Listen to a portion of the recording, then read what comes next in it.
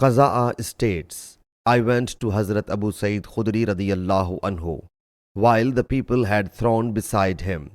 When the people had broken away, I said, I will not ask you what these people were asking.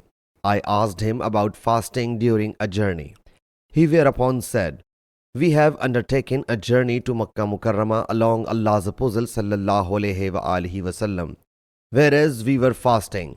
When we reached a stage, he sallallahu alayhi wa alihi wasallam said, now you have reached near your enemies, so you should not fast. It will be more energizing. Thus we were granted permission to omit the fast. Then some of us observed fast and some of us did not. When we reached the next stage, he sallallahu alayhi wa alihi wasallam said, you will confront your foes in the morning and omitting fast will be more energizing for you. So do not keep fast. It was a stipulated command. So we did not keep fast.